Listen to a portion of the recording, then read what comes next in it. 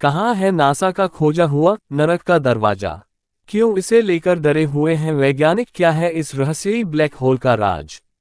NASA के खोजे हुए नरक के दरवाजे यानी ब्लैक होल से सभी वैज्ञानिक डरे हुए हैं।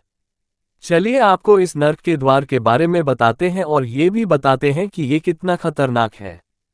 वैज्ञानिक क्यों हैं परेशान? हाल ही में वैज्ञानिकों ने उत्तरी साइबेरिया में एक जगह की पहचान की है जिसे नरक का द्वार कहा जाता है। इसने अब वैज्ञानिकों को भी परेशान कर दिया है। नरक का द्वार, आज हम समझेंगे कि ये नरक का द्वार क्या है और इसने क्यों वैज्ञानिकों को इतना परेशान किया है। नरक का द्वार साइबेरिया में मौजूद है। साइबेरिया का नरक का द्वार नामक विशाल सिंखोल लगातार बढ़ रहा है। हो सकते हैं गंभीर परिणाम। इसके बढ़ने की वजह से ही वैज्ञानिक गंभीर चिंता में हैं।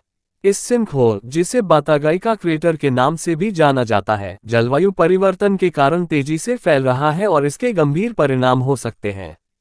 पिघलने की वजह, इसका आकार लगातार बढ़ रहा है और अब ये कई सौ मीटर चौड़ा और गहरा हो चुका है। इस गड्ढा परमाफ्रॉस्ट के पिघलने की वजह से बना है। जलवायु परिवर्तन, जलवायु परिवर्तन के कारण तापमान बढ़ने से यह परमाफ्रॉस्ट पिघल रहा है, जिसके परिणामस्वरूप जमीन धंस रही है और बड़े बड़े गड्ढे बन रहे हैं। 100 बिलियन से ज्यादा तारे। ये नरक का दरवाजा आकाशगंगा M87 के केंद्र में पाया गया है। ये एक ब्लैक होल है, पृथ्वी से 52 मिलियन प्रकाश वर्ष दूर है। यहाँ 100 बिलियन से ज्यादा तारे हैं। सूरज से 2.6 अरब गुना बड़ा। बताया जा रहा है कि इस ब्लैक होल का आकार सूरज से 2.6 अरब गुना बड़ा है।